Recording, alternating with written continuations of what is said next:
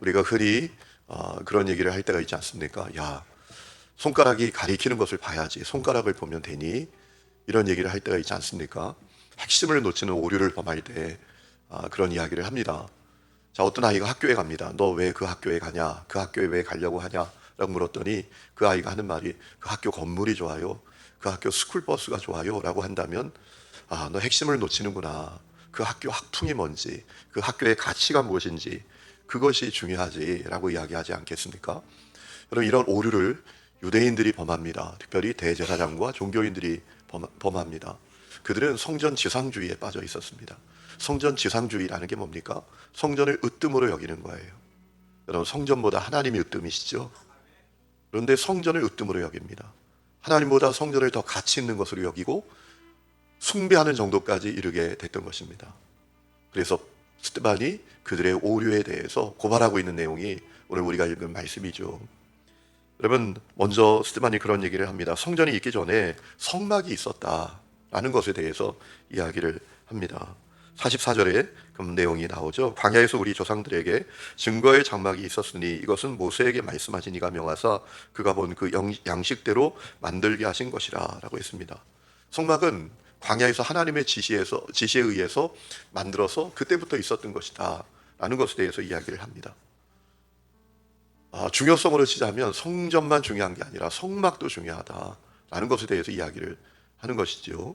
또 성막은 광야에서 이스라엘 백성들과 함께 했고 가나안 땅에 들어올 때 함께 들어왔고 그리고 다윗 시대까지 존재했다라는 이야기를 합니다. 45절 우리 조상들이 그것을 받아 하나님이 그들 앞에서 쫓아내신 이방인의 땅을 점령할 때 여호수아와 함께 가지고 들어가서 다윗 때까지 이르렀다라고 했습니다. 그리고 다윗이 통일왕국의 왕이 되었을 때 성전을 건축할 마음을 먹었는데 정작 성전을 건축한 사람은 다윗이 아니라 그의 아들 솔로몬이었다라고까지 이야기를 합니다. 46절, 47절이죠. 다윗이 하나님 앞에서 은혜를 받아 야곱의 집을 위하여 하나님의 처소를 준비하게 하여 달라고 하더니 솔로몬이 그를 위하여 집을 지었느니라 라고 했습니다. 그러면서 스데반이 아주 중요한 사실을 증언합니다. 우리 하나님은 성전 안에만 임재하시고 성전 안에만 하나님의 영광이 임하는 것이 아니다라는 것입니다. 48절에 그러나 지극히 높으신 이는 손으로 지은 곳에 계시지 아니하시나니 라고 했습니다. 성전 안에만 주님이 임재하시고 성전 안에만 주님이 머물러 계신 것이 아니다라는 것입니다. 그러면서 스데반이 이사야 66장 말씀을 인용하면서 하나님의 초월성에 대해서 증언합니다.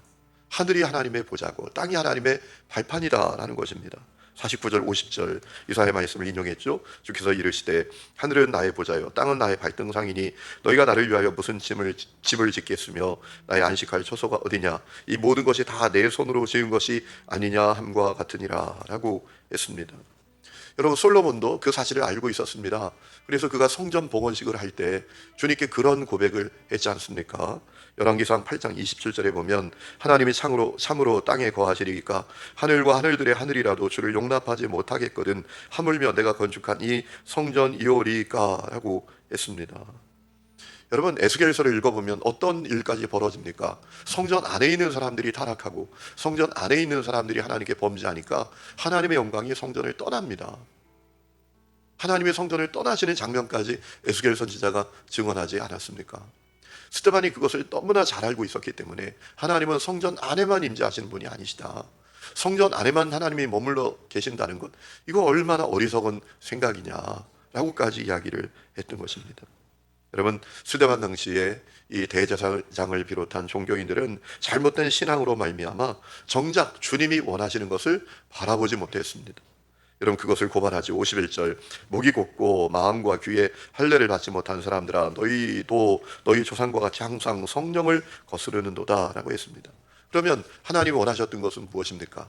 하나님은 무엇을 바라보기를 원하셨습니까? 예수 그리스도이십니다. 하나님의 독생자, 유일한 구원자, 온 세상을 구원하기 위해서 이 땅에 오신 예수 그리스도, 그분을 바라보기를 원하셨던 거예요.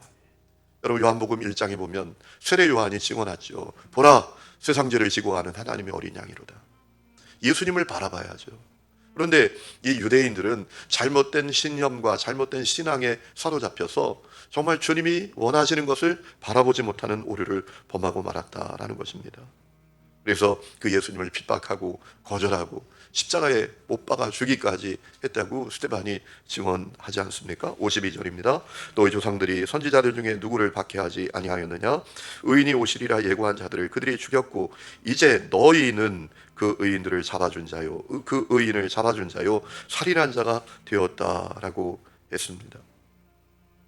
여러분, 이 유대인들은 잘못된 신념과 잘못된 신앙으로 말미암아 엄청난 결과를 맞게 되었습니다. 진리를 앞에 있지만 진리를 알지 못하고, 구원자가 앞에 있지만 구원을 받지 못하는 안타까운 그런 사람들이 되고 말았다라는 것입니다. 여러분, 잘못하면 오늘 우리도 그런 믿음의 길을 걸어갈 수가 있습니다. 그렇기 때문에 우리가 성경적인 믿음의 길을 걸어야 합니다. 제가 사역을 하다 보면 사람들이 자기 생각대로 믿어요. 자기 신념대로 믿어요. 성경대로 믿어야 되는데, 오늘 성경대로 믿는 은혜가 여러분 가운데 있기를 축복합니다. 그런데 오늘 저는 말씀을 묵상하면서 이런 생각을 해보았습니다. 적어도 오늘 많은 사람들이 성전 지상주의에는 빠져있지 않는 것 같다라는 마음이 들었습니다.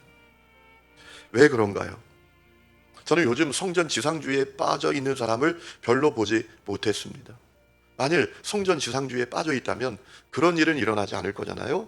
예배 드리러 오는데 슬리퍼 신고 오고, 반바지 입고 오고, 나시 입고 오고, 또 추리닝 바람으로 오고, 그런 일은 벌어지지 않겠죠. 그렇죠? 여기 주님이 임재해 계신다고 믿는다면, 주님이 여기 사신다고 믿는다면 그런 일은 벌어지지 않겠죠. 예배 드릴 때 그저 딴 생각하고 늘 늦고 그렇지는 않겠죠.